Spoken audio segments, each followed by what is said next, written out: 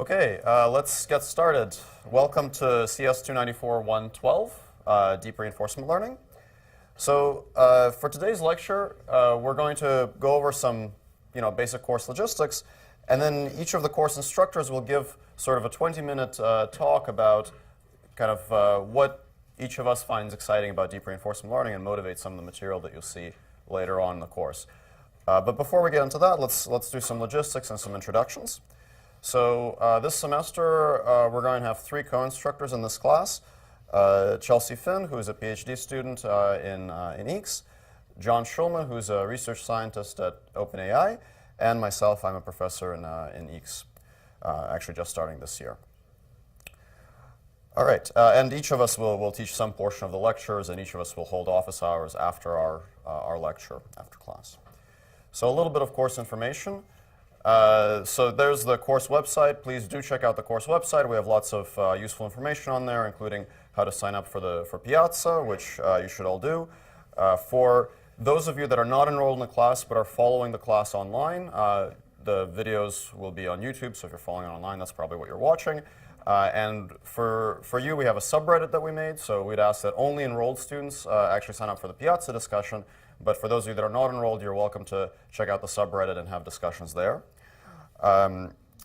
We're going to have office hours after class, each lecture except for this one, and except for the invited speaker lectures. So during invited speakers, there's no office hours, but after normal lectures, we'll have office hours immediately afterwards, and the location for that will be posted on the course website. It'll be, Chelsea, is it in this building or in SDH? Wednesday is Newton Room. Okay. So Mondays in this building on the 4th floor, and Wednesdays it'll be across the street in Satar Shadai, upstairs on the 7th floor. And that'll be on the course website. And the lecturer who's giving the lecture will also hold the office hours that day.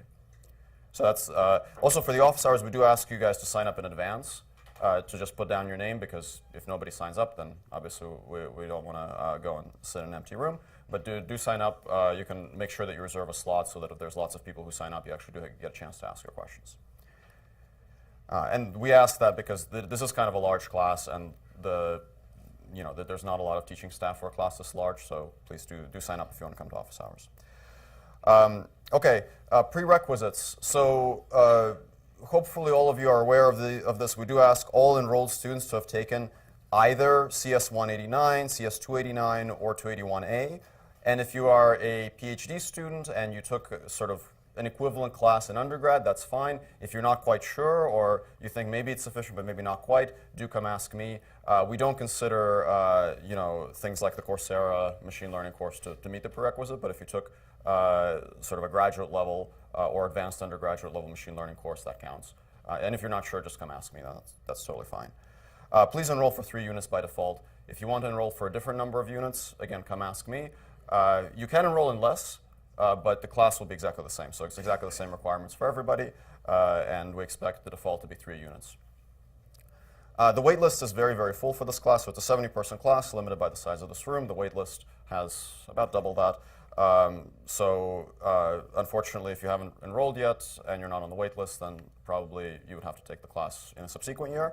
But those of you near the top of the wait list have been notified, and if some people drop, then if you're near the top, you'll be given an enrollment code. And lectures will be recorded. So since the class is full, we would ask that anybody who is not enrolled in the class to watch lectures online, because we want to make sure that there's enough seats in the room for all the enrolled students to be able to come to class and participate, because participation is part of your grade. So please do come to class, ask questions, and engage with the lectures. All right. What you should know. So there's sort of the formal prerequisites. We want you to have taken 189 or an equivalent class. Assignments will require you to, unsurprisingly, train deep neural networks. And it's a good idea to be familiar with standard automatic differentiation tools for deep learning.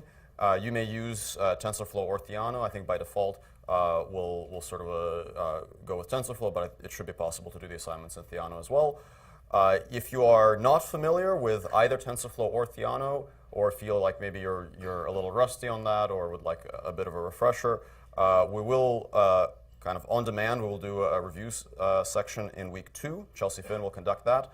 But since we don't know how many of you want to come or what your backgrounds necessarily are, please do fill out that form. The link is also on the course website, so you don't have to write it down. But fill out that form. Tell us when you're available to do the section, if you want to do a section.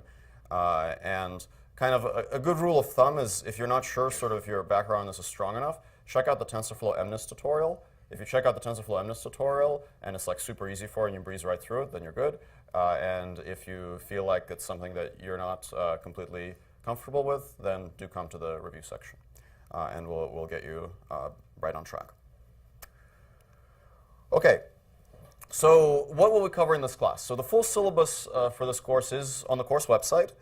And we're going to have sort of 5 main units in the class. It's a full semester length class. Last year we had a kind of a shorter version of this. This year it's a full length. And we'll really sort of cover deep reinforcement learning in the broadest sense. Basically, the many ways in which deep learning interacts with sequential decision making. So we'll begin with a relatively kind of gentle introduction where we'll talk about how supervised learning relates to decision making with things like imitation learning and behavior cloning. So we'll discuss that in the first unit next week and a little bit the week after that.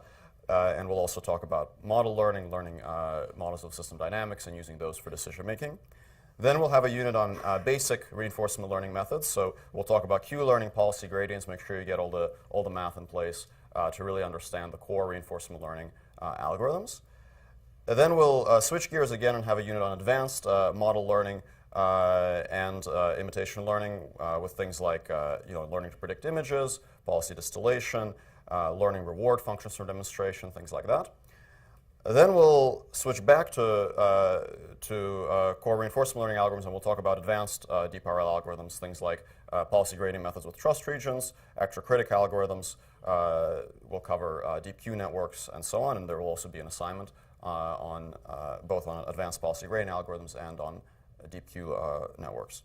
And then in the last sort of third of the class, when most of you are going to be working on your final projects, we'll have open problems, research talks, and invited lectures. And the purpose of that will really be to get all of you really familiar with sort of what is the state of the art now, what are the limitations, what are the big frontier questions, and really that should get you ready to think hard about the most important problems in this field, hopefully.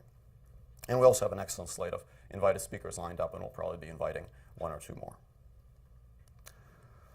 Okay, assignments. So we'll have 4 homeworks in this class. The homeworks will not be very large, so they shouldn't be too onerous. And then we'll have a final project, which is meant to be kind of a larger assignment. So the first homework will cover imitation learning. So we'll give you a little pre-trained policy, which will be sort of a substitute for a human demonstrator, and your job will be to experiment with some imitation learning algorithms to imitate that policy. Then we'll have an assignment on sort of basic reinforcement learning algorithms, kind of the core algorithms, which will not be deep reinforcement learning, but just shallow reinforcement learning to get you familiar with the algorithms. We'll have an assignment on deep Q learning, and then we'll have an assignment on policy gradients with neural network policies. So those will really get you some hands-on experience with kind of modern deep RL methods. And then we'll have a final project. So the final project, the expectation here is that this is sort of a research level project on a topic of your choice. You may form a group for this project of 2 to 3 students. You can also work by yourself if you'd like. We'll sort of adjust the expectations accordingly. There will be a final presentation, a final project report at the end. And you are more than welcome to start on the project early. So if you have some idea of the project you want to do, or you have some idea of the group that you want to work with, by all means do get started early. If you're not sure about the topic, just contact the course staff. We'll also have a list of prospective topics that can get you thinking about this stuff posted on the course website shortly. But you're also welcome to come up with something of your own. And we're generally fairly open-ended about the kind of projects you want to work on. They should have something to do with deep learning and decision-making. But we expect to be reasonably flexible on that. So if you're not sure if your topic fits, just let us know, and we can chat about it. Grades, most of the grade is going to be based on the final project. Each of the other homeworks is worth 10% of your grade for a total of 40%. And then if you are an enrolled student, we do expect you to come to class. You're welcome to watch the lectures and online and get a review of it, but we do expect you to come to class, and we'll have a little participation grade. So please do show up and make sure that you get that participation grade. For those of you that are standing in the back, there are a couple of seats here in the middle, although probably not enough for all of you. Yeah, hopefully in later classes, please do make sure that if you come to class, you are in fact an enrolled student. Okay, so as I said, the main purpose of today's lecture will be for each of the course instructors to give a little introduction with their own perspectives on DeepRL. And that's what we'll do next. But if any of you have any questions about course logistics, assignments, or anything like that, if you have a quick question, you're welcome to ask that now. Okay, yes? The number of units should be 3. You may enroll for less if you'd like, but it will not affect any of the assignments or our expectations. So if you have some technical reason to enroll for less, that's fine, but the same expectations for everyone. Okay, so let me get started with sort of my 20-minute pitch, and then we'll switch to the next instructor. So my portion of it will be a little bit high level, but then Chelsea and John will hopefully delve more into some of the details. So here's sort of my high-level pitch of this. In my work, I'm very concerned with how we build intelligent machines. And we can kind of go through this interesting thought exercise and ask ourselves, well, how could we build intelligent machines? One way that we can get started on building intelligent machines is we can think about, well, we have all these intelligent people, and we can try to figure out what is it that makes people able to have this kind of really flexible and adaptable intelligence, and how can we replicate that in machines? So if you want to build an intelligent machine, where would you start? Well, you can look at a person, you can look at a person's brain and say that, well, a person's brain can do all these different things. They have some part of their brain that does motor control, some part that processes visual images, some part that processes smells. We can kind of dig down into each of these, try to analyze what goes in, what comes out, what are some of the mistakes that module makes, try to guess something about its function, and then write down a piece of code that we believe does something qualitatively similar. And this is, in very broad terms, this is essentially what a lot of our artificial intelligence is concerned with. And, this kind of view of the brain as a collection of connected modules, I sort of intentionally chose a somewhat facetious picture here. You can break up the system, the incredibly complex system, in many, many different ways. Some of those ways make sense, some of them make less sense. In the early days of the scientific method, so to speak, some of the ways that people thought about the brain didn't entirely make sense. Now we have much more sophisticated views of this. And even with the best of our current technology, we can still somewhat break things up into these interconnected modules and say a few hopefully reasonably accurate things about what each of those modules does. But it gets really, really complicated, especially if you want to construct a theory that has some bearing on reality. So, the phrenology theory there on the left presumably has relatively little bearing on reality. Our modern view of neuroscience hopefully is much, much more accurate, but it's still dizzyingly complex when it comes to trying to think through how each of those components could be implemented in code in a computer. So what if instead of trying to implement each of these things, actually program each of them yourself, what if we had an adaptive learning-based method? And there's, I think, a reasonable argument to be made that learning can be viewed as the basis of intelligence, because while there are some things that we can all do, perhaps due to our natural aptitude, for example, basic motor control, there's an argument to be made that some animals kind of basically come pre-programmed with some basic motor control like walking, especially if they can walk immediately after being born. Like horses, humans can't do that, but it's probably reasonable to say that humans have some innate aptitudes towards things like recognizing faces that are exaggerated beyond what they would get through learning alone. But there are also some things that we can do that are clearly not things that we could possibly be pre-programmed for, that are clearly the result of learning, like operating a car, which is not something that we could have possibly evolved to do. So clearly learning is a very big component of our intelligence. And we can learn a very huge variety of things, including very, very difficult things.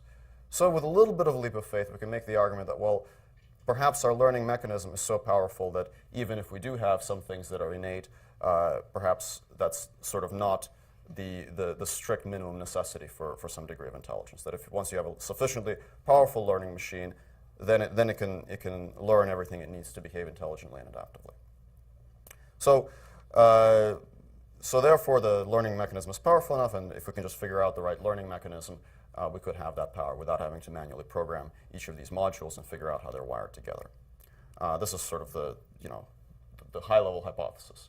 Of course, it may in practice be very convenient to hard code a few basic things, for example, to get the process bootstrapped. But the big challenge might just be to get the right learning mechanism. So then there's another hypothesis that kind of arises from this, that if learning is the basis of intelligence, which may or may not be, but hopefully I've made somewhat of an argument to that effect. If that is the basis of intelligence, then is it the case that you need sort of different learning mechanisms for each of the individual modules? So have we actually won ourselves anything, or have we simply replaced the problem of building a bunch of modules manually with the problem of building a bunch of learning algorithms manually? That's a good question, a fairly deep one. And it may be that it's sort of bad news, and the learning mechanism you need to learn how to see is completely different from the learning mechanism you need to learn how to move, which is different from the one that you need to learn how to smell, and so on. And then we perhaps won ourselves a little bit. Maybe building those learning algorithms is easier than building the individual modules, but we're still kind of in this really painful systems building problem. But perhaps that's not the case. Perhaps it's enough to build one or a small number of very flexible algorithms that can then accomplish the job of actually building each of these modules. And there is actually a little bit of evidence that suggests that perhaps this is the case. So I'll show you a few pieces of evidence here. These are somewhat shamelessly borrowed from some slides by Andrew Ng, who gave an excellent talk on this topic a few years back, with a few examples of learned behaviors in humans that seem to suggest an extremely high degree of adaptability, at least when it comes to processing sensory information. So this picture here is a little device that consists of a camera attached to an electrode array that you can put on your tongue. And the individual nodes on this array will send a little electrical impulse based on what the camera is seeing. And it turns out that you could actually do a test on a human subject to test their visual acuity when their eyes are covered or closed, or if they're blind, and show that indeed using this little tongue-based electrode array with signals coming from the camera, they have some degree of visual acuity, which essentially means that you can learn to see with your tongue. Now, clearly the tongue was never designed for this, and I'm at least not aware of any animals in nature that see with their tongue, but people can figure that out, and that suggests a very, very high degree of adaptability, in this case in the somatosensory cortex, that perhaps is not easily explained with the modular view over here. People can learn to use sound and their voice to localize objects and obstacles. This is called echolocation. There are examples of echolocation in nature in animals like bats. People aren't sort of out of the box equipped to do that, but with enough practice and enough incentive, turns out that you can actually do a passable job of it. And perhaps one of the more compelling pieces of evidence for this degree of plasticity is the so-called ferret rewiring experiment. So this is a set of experiments that was conducted on ferrets, and I believe it's since been replicated on other animals as well, where the optic nerve was actually severed and reconnected to the auditory cortex in the brain. And after that, again, you can conduct some experiments, and you can test the animal's visual acuity, and it turns out that after an adaptation period, the animal can actually recover some degree of visual acuity, essentially by processing visual information using its auditory cortex. So that, again, suggests a very high degree of plasticity and adaptability. And in fact, anatomical studies sort of also suggest that at least the neocortex is sort of somewhat uniform throughout different parts of the brain. So that if you, at least at a coarse level, if you look at the composition of the auditory cortex or the visual cortex, there's not any gross anatomical differences that immediately jump out at you, which further supports this idea that perhaps there's sort of a single uniform substrate that's adaptable enough to process all of these different kinds of sensory information. Okay, so maybe this is not completely open and shut case, but some convincing evidence that a certain degree of plasticity is present, and perhaps there's a single adaptation mechanism that allows each of these components to adapt to process the information that they're receiving. So if we buy into this idea that perhaps a single algorithm can perform the job of all these different modules, or at least can train all these modules to perform their job, then we can ask ourselves the following question. If we'd like to design a single algorithm that can be the basis of learning-based intelligence, what does this algorithm need to be able to do? Can we at least write down some sort of bare minimum things that it needs to be able to do? Well, it needs to be able to interpret rich sensory signals. At least for us, our sensors are actually quite complex. They don't seem to be particularly optimized to produce low-dimensional inputs. So, our sense of touch is extremely high bandwidth. Our eyesight is unbelievably high bandwidth. And there are ways to compress this information, but for whatever reason, we don't do it. And the most obvious ways to endow our machines with senses like this also would be very high bandwidth, things like cameras, LiDAR, and so on. So it seems like being able to process rich, extremely high-dimensional sensor information is a crucial component of having this kind of learning-based intelligence. And then the other thing is that we need our intelligent machine to be able to choose complex actions. And here again, it's actually the same story, that there are ways to build actuation mechanisms that are extremely low-dimensional, that have a very small number of commands that give rise to complex behaviors.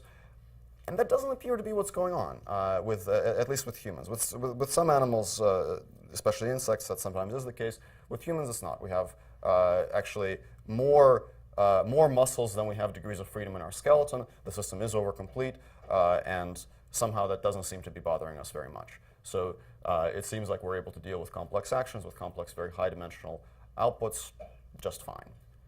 So then we can kind of hypothesize that we need to be able to interpret rich sensory signals, and we need to be able to choose complex actions. So why is it kind of a good idea to look at deep reinforcement learning and related methods as one of the ways to get there? Well, the deep part refers, I guess, traditionally to training deep neural networks, but more generally large high-capacity models. That has proven to be a very effective way to process complex sensory input. So if you have to process complicated, very, very high-dimensional input that involves all these different complicated factors of variation all superimposed together, it seems that large high-capacity models like deep neural networks do a remarkably good job of that, probably better than any other mechanism that we know today. So it seems like a good idea to include that as one of the ingredients. And more generally, deep neural networks are very good at computing all sorts of really complex functions. So while we have very, very convincing evidence that they're well suited for dealing with high-dimensional sensory input, it seems reasonable to hypothesize that they might also be really good at dealing with very high-dimensional outputs and computing really complex functions.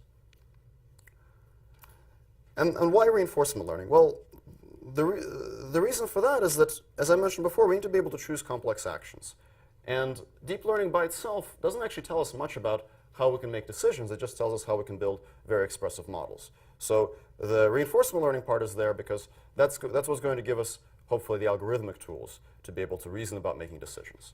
And in some ways, sort of the deep and the reinforcement learning parts are two separate questions. Deep is about representation, and reinforcement learning is about algorithm. And it's not that we need any one particular reinforcement learning algorithm, although maybe we do, we just don't know about it yet. But it seems like we need something that can solve the reinforcement learning problem, the problem of choosing good actions in situations that don't give you dense supervision. And we'll define reinforcement learning more formally in subsequent lectures as well.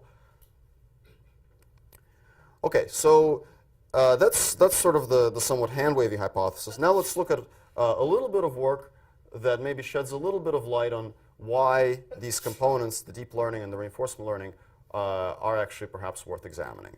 So first, I'm going to briefly talk about this paper from Andrew Sachs and a few other students from Engineering's group. This is from 2011, that examines features, sensory features learned by deep neural networks, and compares them to the statistical properties of features observed in sensory cortices of animals and humans. So they have a number of experiments that they present in this work, and if you're interested in this topic, I actually strongly encourage you to read this paper and delve into this in more detail, but I'll just summarize some of the experiments very briefly at a very high level. So their experiments on visual data show a few really interesting things. One of the things that they did in this work is that they simulated the prismatic glasses experiment. So this is an experiment that traditionally was done on kittens, where kittens are reared with special glasses that actually distort what they're seeing, so that the images that they see are essentially smeared vertically. So you can see an example of that in this top row. And what this experiment is meant to test is how do the visual features that are learned by the the visual cortex of the cat, how are those visual features altered based on the kind of perceptual data that it receives in the critical phase of its life. And you can if you run this experiment, if you have a lab that works with kittens, you can find out that the sensitivity in the visual cortex to features with certain orientations unsurprisingly changes if all the things that the kitten sees in its life are these vertical bars versus if it sees more natural images. So the statistical properties of the features change. In particular, their sensitivity to orientation of edges changes, which makes sense because if it only sees vertical edges, it presumably will not understand what horizontal edges do. But you can repeat the same experiment with deep neural networks. You can, in their case, they run an unsupervised learning algorithm on natural images and on images that have been distorted in this way, and they find that actually the gross statistical properties more or less line up with the ones that are observed in the kitten rearing experiments. They conduct an experiment sort of in a similar vein on auditory data, where they again look at sensitivity, in this case to frequencies, between auditory cortices in animals and a neural network trained on, I believe, speech data.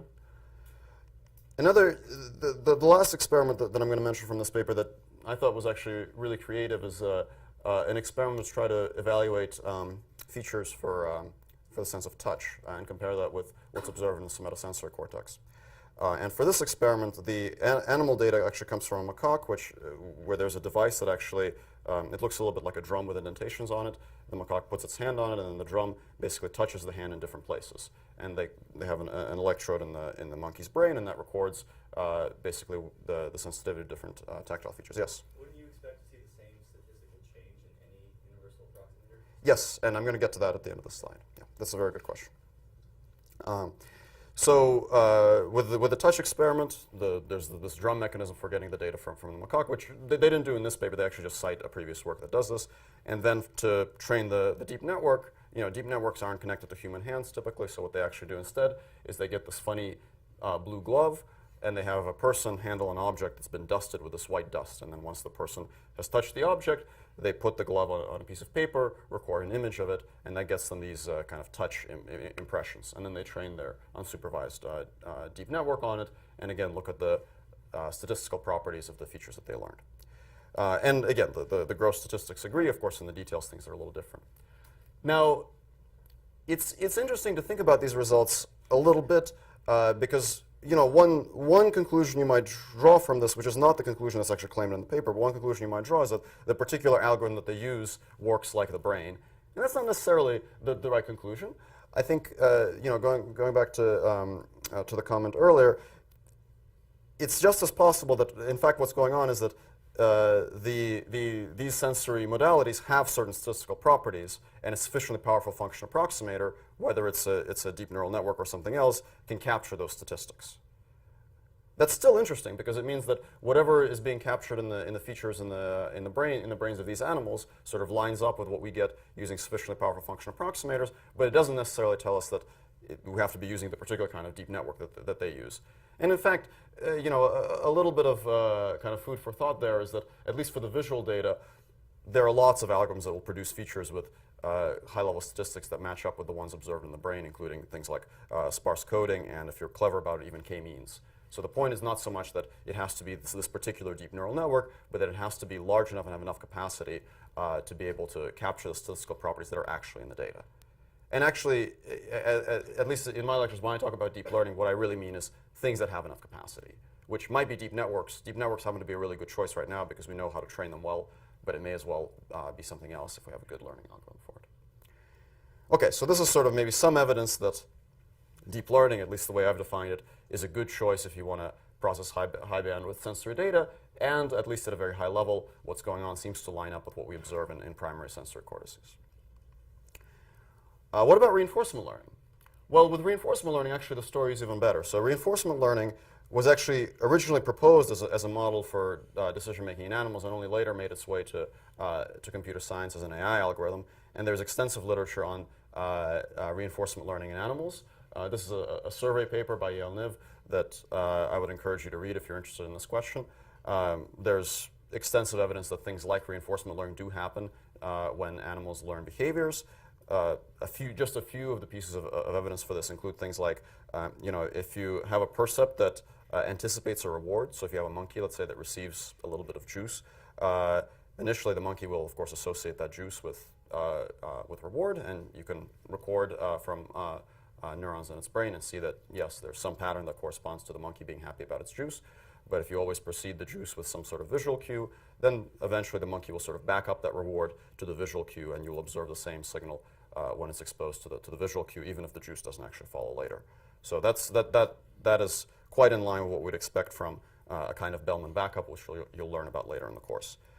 And then there's even some anatomical studies that provide evidence, for example, that the basal ganglia might be at least partially responsible for the reward system that creates this kind of backup. So there's actually quite a bit of anatomical studies about where the reinforcement learning might actually be happening. And sort of the preponderance of evidence seems to suggest that model-free reinforcement learning, like adaptation, is often a good fit for the experimental data of animal adaptation to changes in their environment. But not always. And I'll get back to this point later when I talk about some of the limitations of our current understanding of deep RL. So what can deep learning and RL do well now? And my co-instructors will talk about this in a little bit more detail, but at a very high level, deep reinforcement learning right now is very good at acquiring a high degree of proficiency in domains that are governed by simple and known rules. So a few of the examples that you might already be aware of, things like AlphaGo or playing Atari games, quite complex domains where complex behavior is a consequence of relatively simple rules. So in AlphaGo, the rules of the game are well known and well understood, so you can simulate a large amount of experience from that system. And even though it gives rise to tremendous complexity, since the underlying generator is simple and known, you can generate all this experience. And the same broadly holds true for Atari games as well. DeepRL is quite good at learning simple skills with raw sensory inputs given enough experience. So this is an example from some research done at Carnegie Mellon that I'll hopefully discuss later on in the course, where a robot learned how to grasp objects by attempting many, many different grasps and then correlating the images that it saw with success or failure.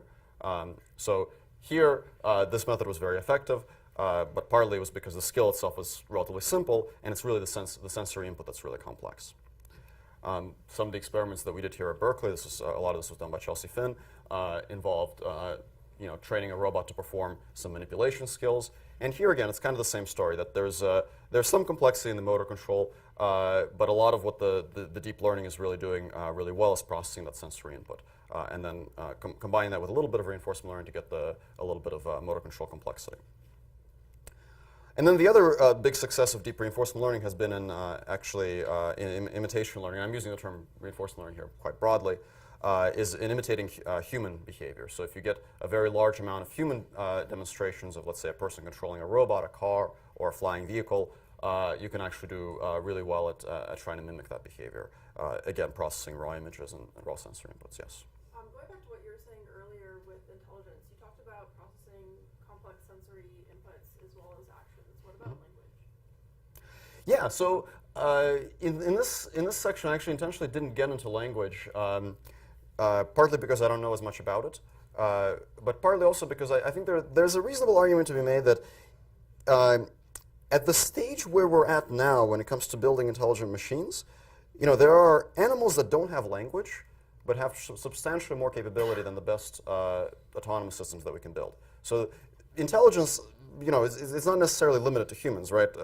It's sort of tempting for us to think that we're really, really smart, and therefore the only thing we should look at is humans. But actually, I have no idea how to build a robot today that is as adaptable as a rat, for example. And it's not just because the rat is mechanically really, really cleverly built. It's because the rat is very smart and adaptable, but doesn't have language. So I think language is really interesting. I think that perhaps there are other things that are kind of more pressing challenges if we're particularly concerned about trying to find the most direct line to more intelligent systems.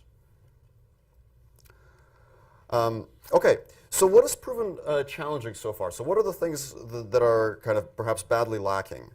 Well, one of the things that humans can do, and animals as well, including the rat, is learn very, very quickly. So this is a picture of a little experimental setup that's quite popular in studying human motor control, where a person is asked to move this lever between 2 points, and there's a perturbation that is introduced. So this lever is actually powered, and it will push the person kind of off course, and the person has to adapt and compensate. And people can actually adapt and compensate for this very, very quickly, substantially more quickly than kind of conventional reinforcement learning algorithms would lead you to suggest. So deep reinforcement learning methods are usually slow. They usually require more experience than we typically observe as necessary for humans and animals. Humans are very, very good at reusing past knowledge. So we very rarely actually learn new things from scratch. We build on what we have before. We draw analogies to our past experience. And currently, this is not a very heavily studied problem. So this kind of transfer learning and deep reinforcement learning is still an open problem. And I would argue that even sort of the right problem formulation is not something that we've completely nailed down yet here. It's often not clear what the reward function should be. And this is something that I think Chelsea will talk about a little bit in her portion of the talk. And it's also not clear what the role of prediction should be. So I mentioned at the end of that slide on reinforcement learning that model-free adaptation often is a good explanation for behavior observed in animals, but not always. And it's because animals, and especially humans, don't always adapt in a model-free way. We use our ability to predict the future to adapt more quickly, and it's not yet clear in the world of reinforcement learning how this kind of model-based learning fits with the model-free learning, whether it's sort of a hard switch between the two, whether it's some combination of both, and even like how do we decide which one to use when. So that's still very much an open problem, and may in many ways be related to the first point about learning very quickly. But at a very high level, I think that the last thing I want to leave you with in this portion of the talk is that we can approach AI in a few different ways. We can approach AI from the standpoint of saying that, well, we have all these different things that we want our machine to do. We want to find out a way to do them. We want to implement those in code. And that's a very reasonable kind of system building way to go about it. But perhaps what it might make sense for us to do is to try to distill the system down to its basic individual components and try to come up with algorithms that really are the simple parsimonious generators of the complex intelligent behavior that we want to see. And I will say in the end here that this is not by any means a new idea. So there's a quote that I like very much that I'd like to share with you here. Instead of trying to produce a program to simulate the adult mind, why not rather try to produce one which simulates the child's? If this were then subject to an appropriate course of education, one would obtain the adult brain. This was Alan Turing.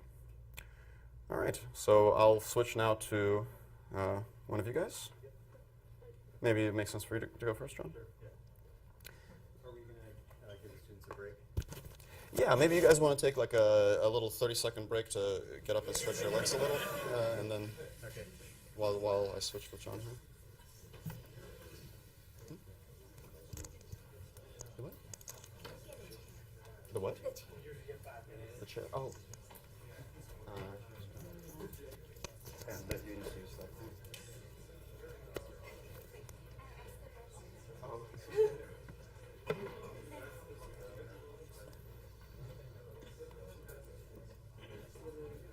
And we'll leave this here for Chelsea. Mm-hmm.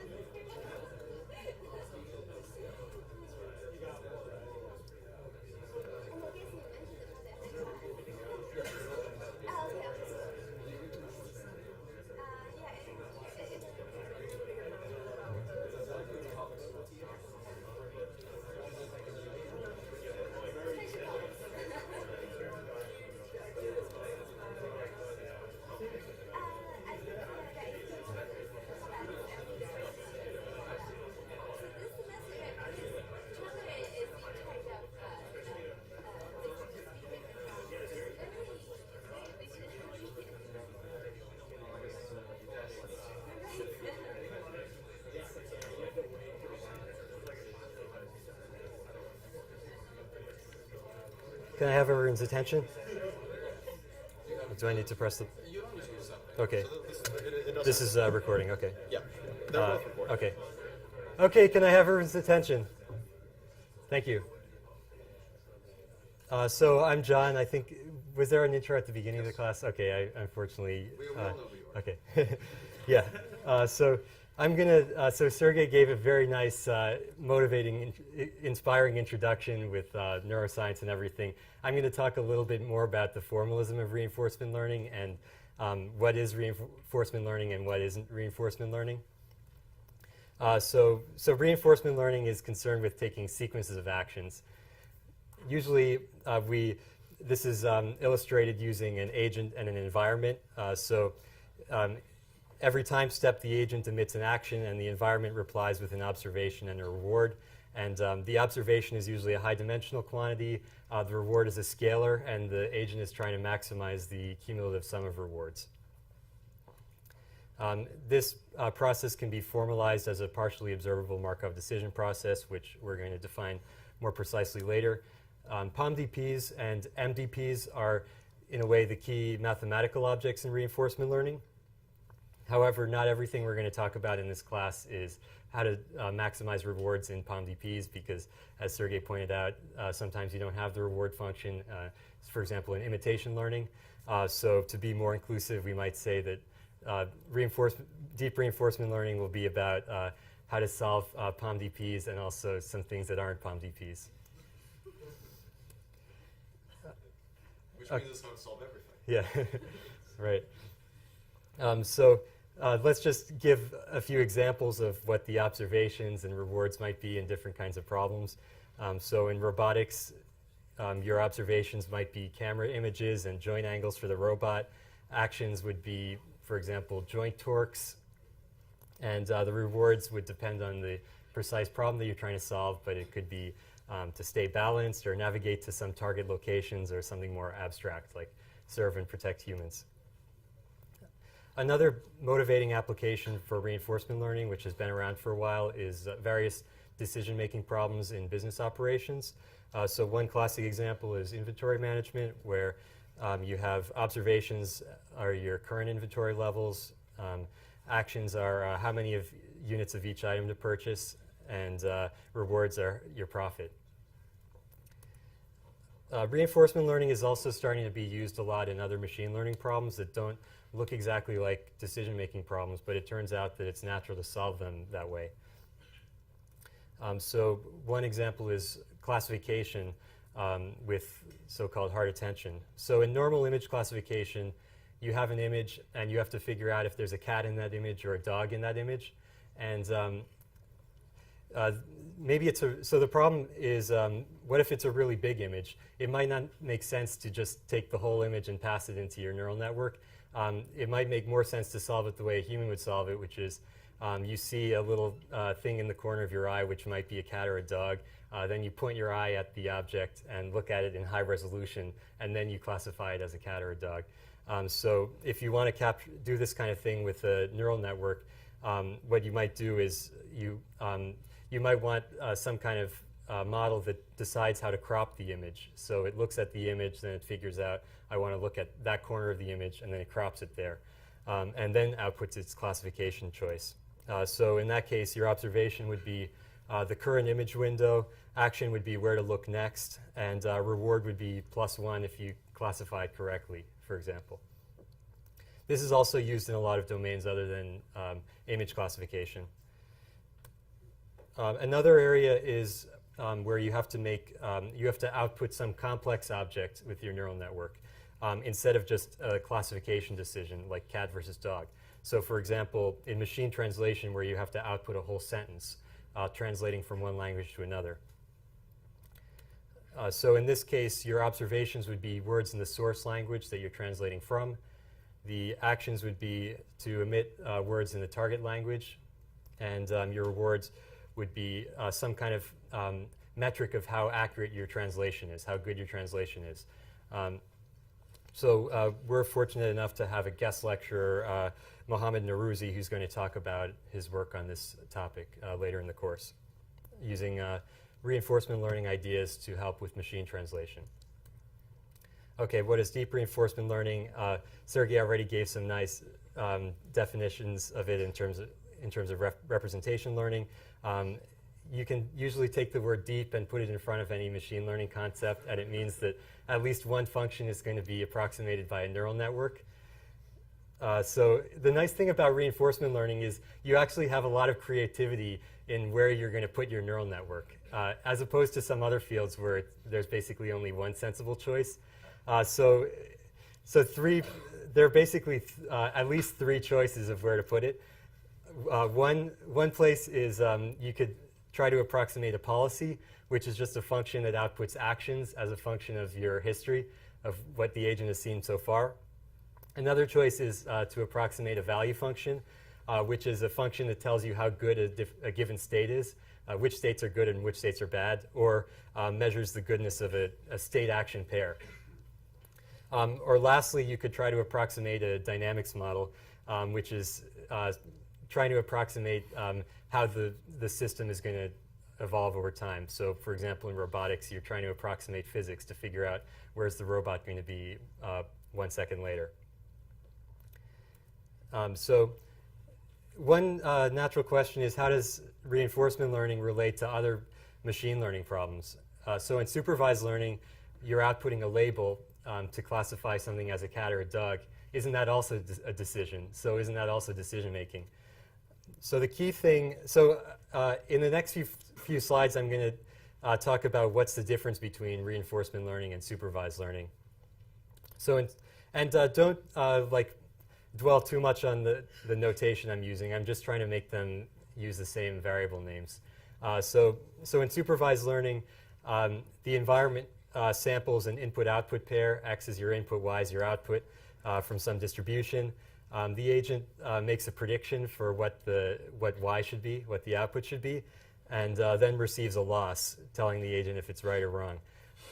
And also, the agent gets to see what the correct answer was. Or the agent gets to see what the loss function was.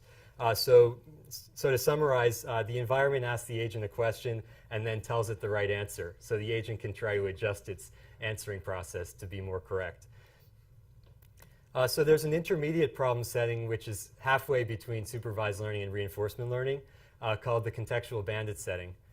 So in the contextual bandit setting, the environment samples an input.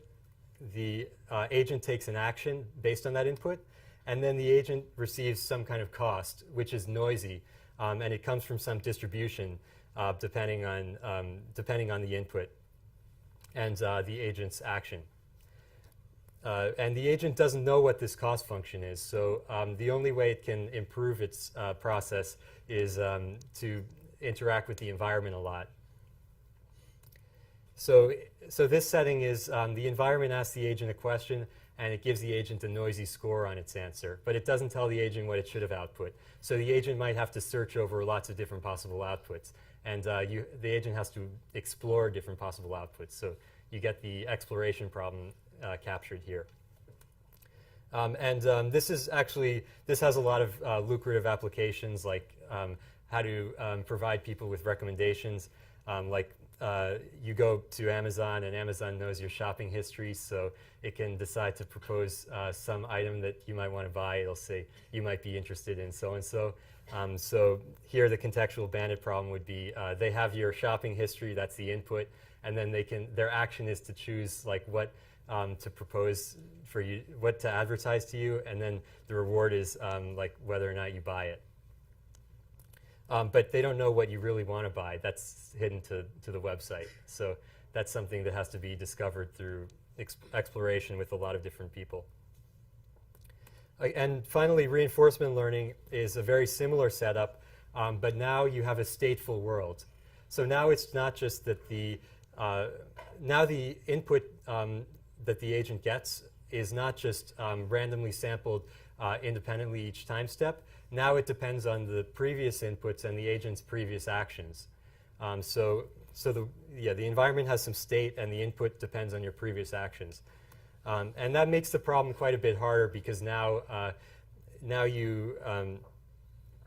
if you change what the agent is doing, you start receiving different data. So it's like the input data to your agent changes as a function of what the agent is doing, and that makes it hard to come up with a stable algorithm. So here, the agent takes an action, and then it receives a cost function depending on the current state of the world and the action it took.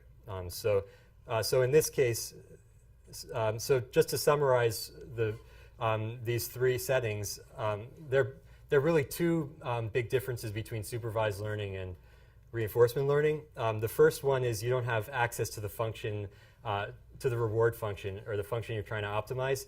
You have to query the system through interaction. So that's like, this is the contextual bandit setting also has this property that you don't have analytic access to the loss function. You just have to interact with the system and use that for learning. And the other difference, which makes reinforcement learning different from contextual bandit, the contextual bandit setting, is you have a stateful world where it's history dependent. Okay, so so deep reinforcement learning is a pretty hot topic right now, and it hasn't. This is the first time Berkeley has a full course offering on it, as far as I know. But actually, some of the idea of combining neural networks with control and with reinforcement learning is actually has been around for a while. So it's useful to be aware of the history, so we can so we can look back and say what did well, first of all, what were they missing, and what did they get right, and what were they missing, and also just to be give credit where it's due. So using neural networks for control has been around since at least the 90s, and so this has been used in the control theory community a lot. There's even a book on neural networks for control. So this also combining neural networks with reinforcement learning algorithms like Q-learning has also been around for a while. I mean, you can see it in some of the in some of the older papers on reinforcement learning that the people working on that were also interested in neural networks. But actually, I particularly like this, reading this thesis, which is Longjin Lin's thesis from 1990 or 1993. And I'd say this is the first deep RL thesis written.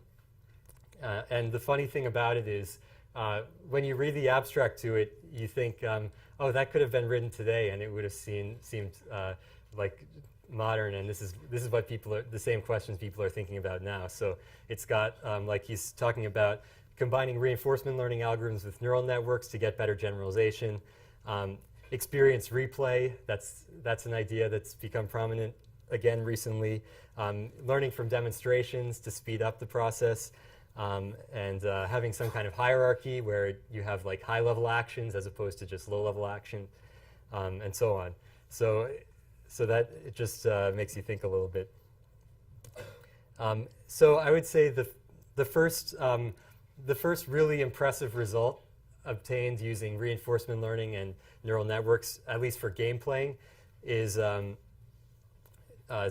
Gammon. So this was back in the early 90s. Jerry Tesaro used a neural network to play the game of backgammon, where this is a board game that's where you roll dice and you move these pieces around. And the algorithm he used ended up using a MLP, a multi-layer perceptron, to approximate the value function for backgammon. And he learned this by having the neural network play against itself lots of times. And it ended up getting up to the level of experts using this pretty simple RL algorithm. And eventually he was able to beat the top human experts by adding a little more hand engineering. So this was a really big breakthrough on the games front. And there's been also a lot of recent work with games using deep learning and reinforcement learning. So Atari has become a test bed, and a really popular test bed, and that got people really excited about the field a few years ago when results came out from Vlad Nee and collaborators showing that you could learn to play a lot of Atari games with this algorithm called Q-learning plus their modifications. And more recently, people have applied different kinds of algorithms, policy gradient algorithms. That's another kind of RL algorithm, and Dagger, which is a sort of imitation learning algorithm. You guys are going to implement all of these in the class. and robotic. There's also been some success in the robotics domain. So here are my two co-teachers in an awesome picture, along with our advisor Peter Beal, doing using guided policy search. That's an algorithm that we'll learn about later in the class to learn robotic manipulation behaviors really fast. And there's also been some work on learning robotic locomotion controllers using policy gradient algorithms. And maybe the recent result that got the most press is AlphaGo back last year, where this team from DeepMind was able to get a program to beat the world champion, the Go world champion, or one of the top players in the world at Go.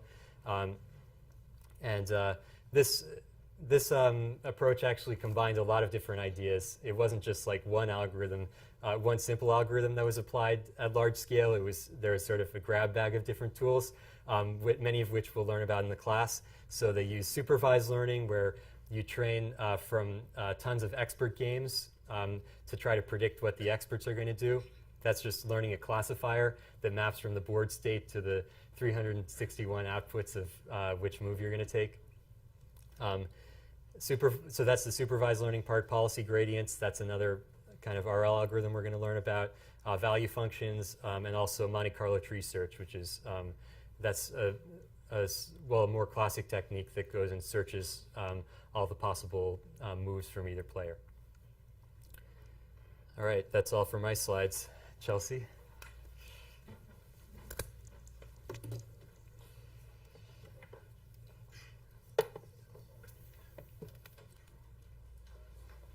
Oh, here's the mic.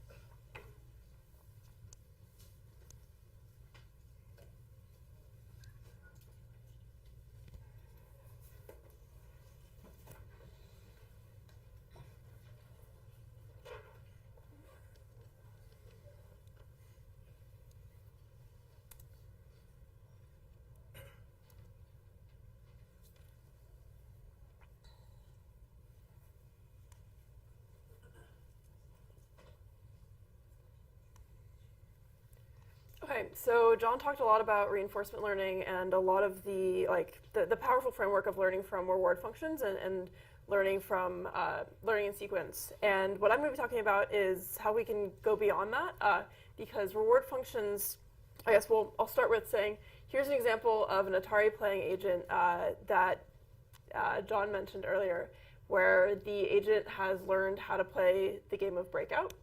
And the way that it learns this game is by looking at the score, where the score is the reward function.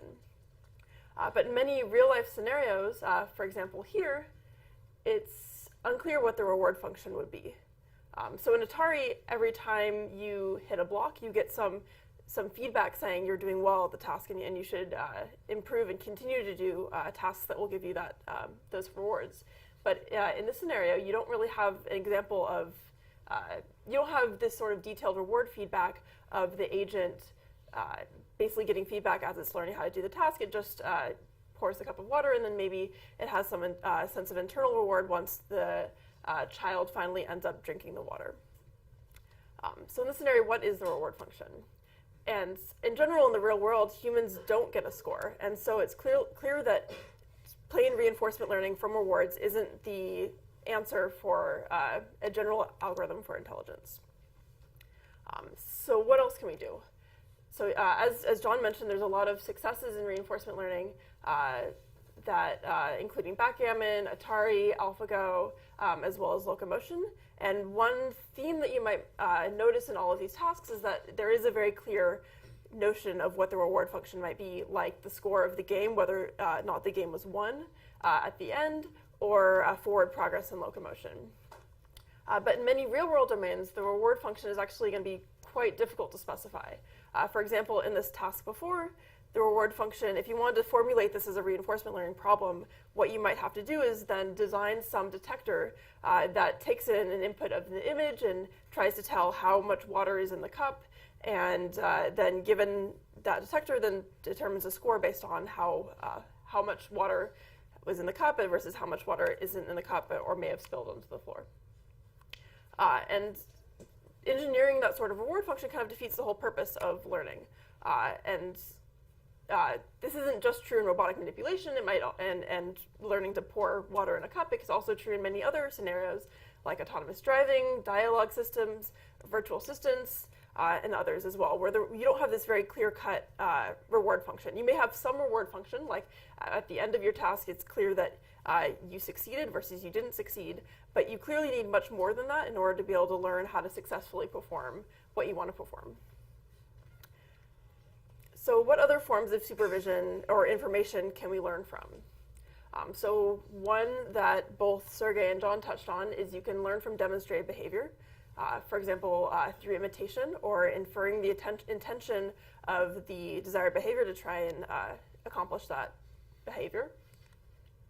Another form of information is self-supervision or prediction. So as you're acting in the world, you're constantly getting feedback on what's happening as a consequence of your actions. And this in itself can be a form of supervision because you can try and predict what's going to happen if you take different actions. And lastly, you can also combine these sorts of learning algorithms with other objectives and additional sensing modalities to try and predict things that might be relevant to the task. So I'm going to talk about each of these in sequence, and then we'll end the lecture. So first, learning from demonstrated behavior. So it's very clear that this is something that humans do. So starting at as early as 8 months, we see that humans imitate very simple actions and expressions from adults that they see in the environment.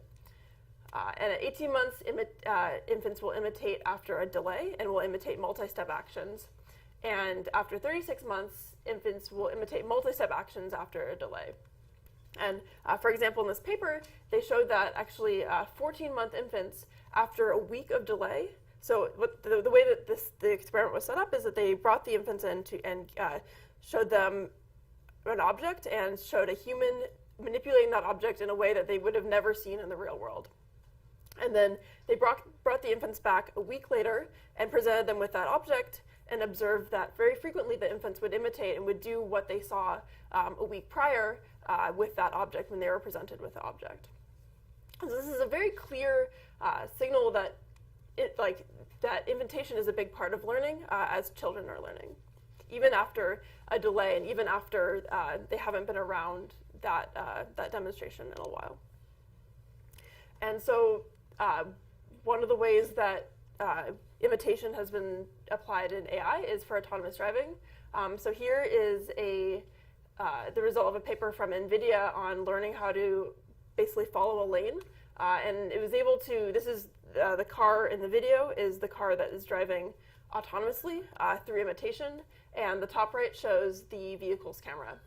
And it's through an algorithm that you'll learn about in this class, basically through straight imitation of human behavior, is able to learn how to drive in a variety of conditions, such as rain, as I showed before, as well as in snow. And despite how basic the algorithm is, just trying to imitate the actions that the human drivers take, it's quite impressive what the car is able to do.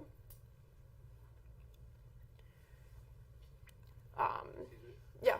Is there like a way to like evaluate how good like an imitation learning algorithm is? Because there's no really reward involved. So like how do we know like whether it's doing having a good imitation or not? Yeah, that's a good question. So the question was how do we evaluate these sorts of systems that are learning via imitation or learning from demonstrations in general? And this is a challenge in a lot of problems where you're not learning from reward. Because if you're learning from reward, a lot of the ways the main way that you evaluate it is how high of a reward can you get. In this situation, it's less clear cut, and usually the ways for evaluating it are task-specific or domain-specific. For example, in this case, you may a common way to evaluate driving systems and mobile robotics is the operation time without crashing, the number of times a human has to take over for a sequence, and and also, if it's a non-driving task, you might have a specific task that you set up that you're trying to imitate, that you're trying to learn, and the success rate is how you measure it. But a lot of those are pretty manual processes. You can also define a reward function for this task and set it up as an MDP where you have demonstrated behavior and then evaluate reward, but that then you have to set up a reward function, and then why not learn from the reward function in the first place? Okay, and beyond imitation, it's also, there's evidence that humans are doing more than just imitating actions, but imitating the result of an action, and specifically inferring intentions. So in one paper that was done in 2006, they showed that here's a human demonstrating a task, or actually failing to actually complete the task, and you'll see at the infant that's 18 months old in this case is able to understand what the human wanted to do and help the human complete the task.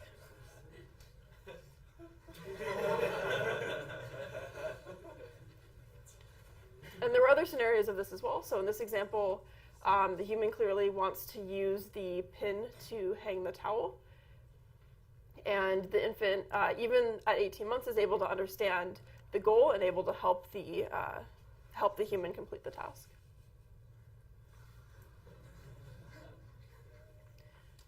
And here's one last example of the human kind of giving a demonstration and actually failing to complete the task. And the infant is able to figure out the task.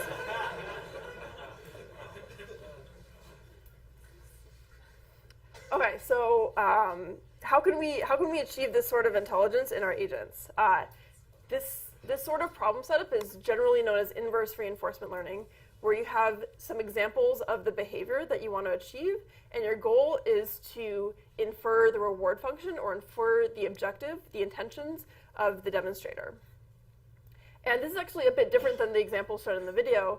Usually in inverse reinforcement learning, you assume that you have behavior that is optimal or near optimal for the reward function that you're trying to infer.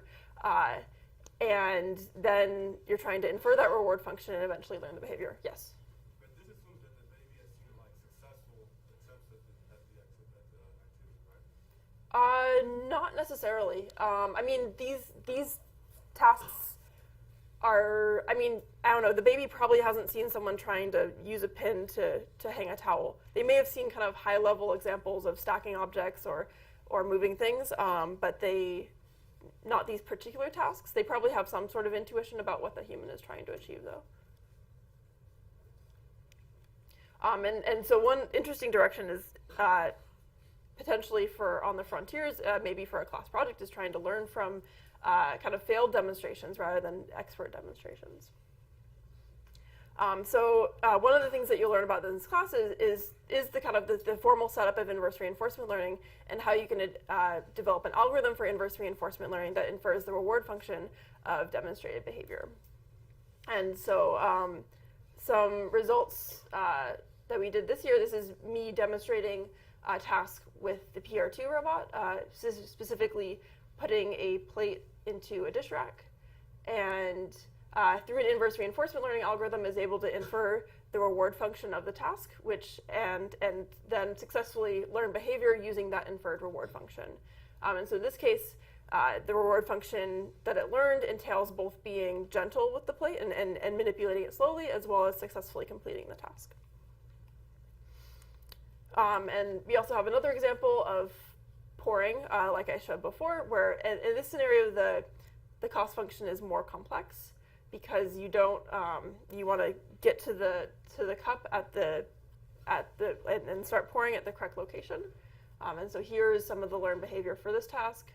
And actually, back to your question on evaluation, the way that we decided to evaluate this is we put almonds in the cup and we measured how many almonds ended up in the goal cup. Okay, so the second form of supervision that I mentioned before is prediction. And this is the idea that you can use basically observations that are the consequences of your actions as supervision, and trying to predict, trying to learn what's called a model in reinforcement learning, which is the next observation conditioned on your current observation and your current action. And there's significant evidence, and a lot of people in neuroscience believe that humans are constantly predicting the consequences of our actions, and it's a central role in sensory motor control and human cognition. And these sorts of studies actually started in the 1800s with Helmholtz, and they had these hypotheses have been around for quite a long time in neuroscience, and they're continuing to be studied in the brain. And so I guess the first thing to say about this is that if you have a perfect model of the environment, if you can perfectly predict what's going to happen next, given your current state and what action you take, then you can actually optimize for very complex behaviors. And for example, one thing that you can do with that is that you can simulate what could happen for any possible action that you take, and then pick the action that you like the best, or choose the action that will achieve the goal that you want to achieve.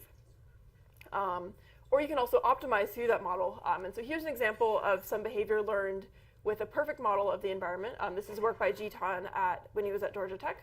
And they learned, here is the agent is cycling on bumps. Here is cycling down a set of stairs. And this sort of behavior is much more complex than is really currently capable of achieving in the real world. And it's very impressive. And the way that they achieve this behavior is using the simulation model of the world. Here's another example of hopping over curbs. And then I think after this there will be stunts.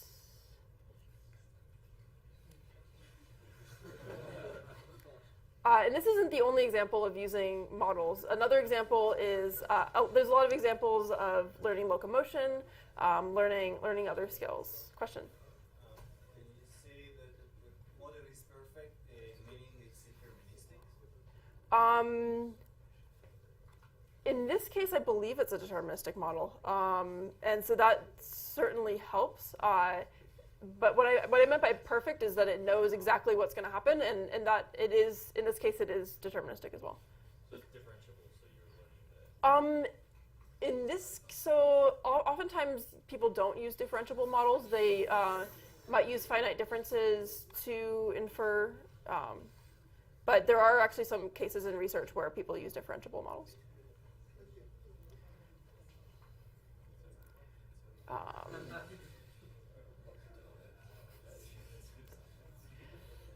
Okay, so one approach that people have taken in other domains where generally in the real world we don't have a perfect model, we don't know exactly what's going to happen, as well as there is going to be some sort of noise and stochasticity in what's going to happen. And generally you also don't have this nice low-dimensional representation of the world. You might just have your high-dimensional images that you're observing, or other sensory inputs that you're receiving. Do you have a question? Sorry, yeah, those stunts there, what was the objective? Or what was the last function to use it? Was it imitating a human?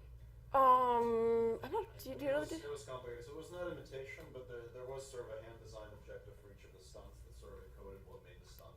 Yeah. Actually, what constituted success. Yeah. So in the real world or in other scenarios, you don't want to assume access to a model, but what you can do instead is try and learn a model. So learn to predict what's going to happen. So here's some example by O et al. From Michigan, and here they learned a video prediction model. So on the right is the ground truth video, and on the left is the generated video from a deep neural network. And as you can see, it actually learns to predict the future in the scenario fairly accurately. If you look closely, there are some errors, not in Freeway, because Freeway is very cyclic and deterministic, but generally the results are very impressive, especially for these sorts of domains where the images are synthetic. Question? So the image on the left is generated? Yeah, the image on the video on the left is generated and rolled out. It's not doing one-step prediction, it's doing many-step prediction, conditioned on the initial image and the actions that the agent took. So this is one example, and some people have, so some work by me and some work by other people have looked at actually generating real videos with real images. And when you move to real images, things get a lot more interesting and a lot harder because you get, more stochasticity in the environment as well as much more complex scenes. So here on the top, on the left, we show the ground truth video, and on the right of each pair, we show the rolled out prediction, so conditioned again on the first frame and the sequence of actions. What is the future video going to look like? And you might notice that the predictions are a bit blurry. That's because the model, this is something that we'll go into later in the course, but in this case, the model represents its uncertainty as blur, and so therefore the predictions come out blurry. And then what we can do with this model is we can actually plan through the model and learn how to do very coarse actions. For example, here the goal was to push the water bottle slightly to the left. Here the goal is to rotate the bottle. We were able to learn some very coarse actions by just planning through this model once we had the model of the visual space. And so to finish up, the last thing I'm going to talk about briefly is auxiliary objectives and sensing modalities. So I don't know if this is something that we're going to touch on in great detail in this course, but I think it's something worth mentioning, is that there's many other sources of supervision that you can use to kind of aid your learning, especially if you're trying to learn some big neural network function and you're trying to learn the representation from the observations up. It's very helpful to have other forms of supervision beyond a reward function or beyond a demonstration that can aid that representation learning. And so some of the sources of supervision could be other sensing modalities like touch, audio, depth, if you have that information. So there's been some recent work by some folks at DeepMind, Morosky et al. And Yatterberg et al. On combining these sorts of auxiliary modalities to learn more efficiently. There's also learning multiple related tasks at the same time. And so if the tasks are related enough and need to share a representation, then that learning multiple tasks can hopefully aid in your representation learning. And lastly, if you know something about the task and you know some properties of the world that are relevant to that task, then you can predict those properties, and that can also aid in representation learning. And so, first note that RL can be combined really with any of these forms of information. And so in this class, you'll be learning about, beyond reinforcement learning, which John covered, you'll be learning about imitation, inverse reinforcement learning, model-based control, as well as other ways to provide supervision. Sergey, do you have anything you'd like to add to close? Okay, just one last question, one last comment.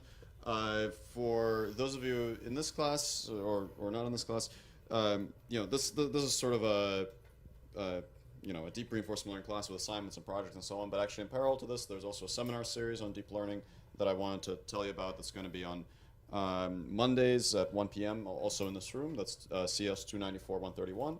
And this one is co-taught with Dawn Sung and Trevor Darrell. So if you're interested in deep learning topics, do check that out. It's sort of more of a lightweight kind of seminar series style class. And yeah, we'll see you all next week.